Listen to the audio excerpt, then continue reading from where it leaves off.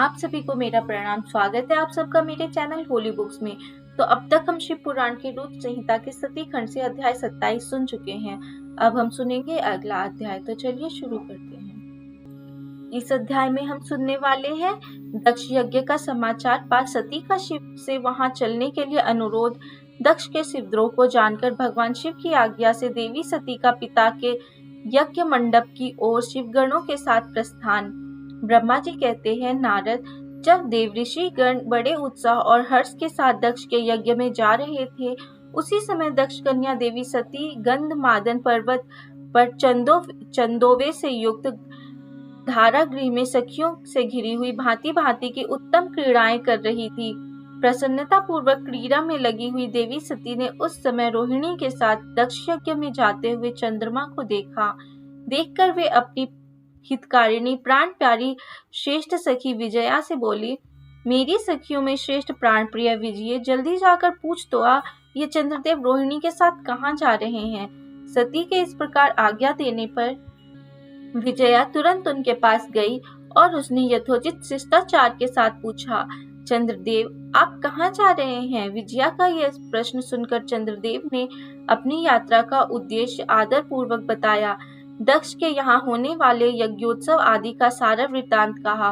वह सब सुनकर विजया बड़ी उतावली के साथ देवी के पास आई और चंद्रमा ने जो कुछ कहा था वह सब उसने कह सुनाया। उसे सुनकर कालिका सती देवी को बड़ा विस्मय हुआ। अपने यहाँ सूचना न मिलने का क्या कारण है, यह बहुत सोचने विचारने पर भी उनकी समझ में नहीं आया। तब उन्होंने पार्षदों से घिरे हुए अपने भगवान शिव के पास आकर भगवान शंकर से पूछा। सती बोली, प्रभु, मैंने सुना है कि मेरे पिताजी के यहाँ कोई बहुत बड़ा यज्ञ हो रहा है।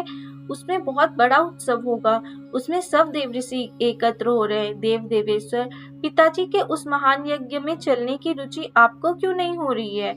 इस विषय में जो बात हो वह सब बताइए। महादेव सुहृदयों का यह धर्म है कि वह सुहृदयों के साथ मिले जुले।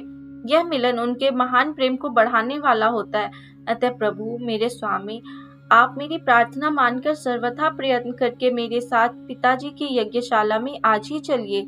सती की यह बात सुनकर भगवान महेश्वर देव, जिनका हृदय दक्ष के वाग्बाणों से घायल हो चुका था, मधुर वाणी में बोले, देवी, तुम्हारे पिता दक्ष मेरे विशेष द्रोही हो गए हैं। जो प्रमुख देवता और ऋषि अभिमानी, मूढ़ और ज्ञान शून्य हैं, वे ही सब तुम्हारे पिता के यज्ञ में गए हैं। जो लोग बिना बुलाए दूसरे के घर जाते हैं, वे वहां अनादर पाते हैं, जो मृत्यु से भी बढ़कर कष्टदायक है। अतः प्रिय, तुमको और मुझको तो विशेष रूप से दक्ष के यज्ञ में नहीं जाना चाहिए, क्योंकि वहां हमें बुलाया नहीं गया है। यह मैंने सच्ची बात कही है। महात्मा महेश्वर के ऐसा कहने पर सती रोष पूर्वक बोली, शंभो, आप सबके ईश्वर हैं। जिनके जाने से यज्ञ सफल होता है, उन्हीं आपको मेरे दुष्ट पिता ने इस समय आमंत्रित नहीं किया है। प्रभु, उस दुरात्मा का अभिप्राय क्या है, वह सब मैं जानना चाहती हूँ। साथ ही वहां आए हुए संपूर्ण दुरात्मा देव ऋषियों के मनोभाव का भी मैं पता लगाना चाहती हूँ। अतः प्रभु, मैं आज ही पिता के यज्ञ में जाती हूँ।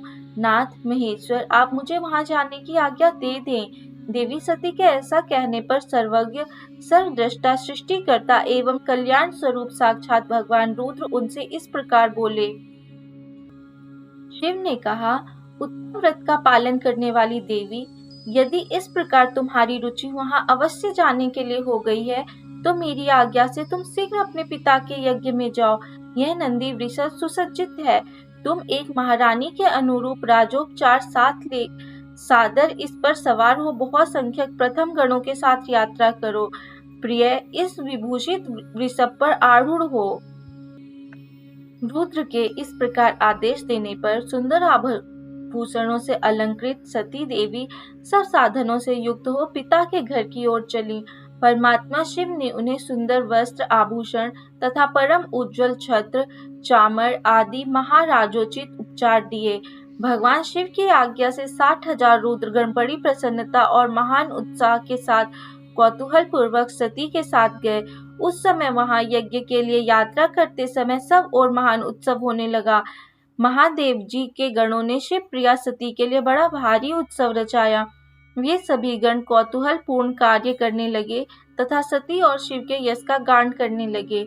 शिव के प्रिय और महान वीर प्रथम गण प्रसन्नता पूर्वक उछलते कूदते चल रहे थे।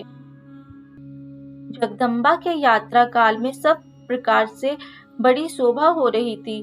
उस समय जो सुखद जय जयकार आदि का शब्द प्रकट हुआ, उससे तीनों लोग गूंज उठे। यहाँ पर हमारा अध्याय 28 भी समाप्त होता है। जल्दी मैं आपसे मिलूंगी इसके अगले अध्याय के साथ। तब तक प्रेम से बोलिए ओम नमः शिवाय। और अगर आपने चैनल को अब तक सब्सक्राइब नहीं किया है तो जरूर कर लीजिए और बेल बटन को दबा लीजिए, जिससे कि जब भी नया वीडियो आए आपको नोटिफिकेशन जरूर मिल जाए। और वीडियोज अच्छी लग रही हो तो लाइक करना मत भूलिए, दूसरों के साथ भी शेयर कीजिए। ओम नमः शिवाय। हर हर महादेव।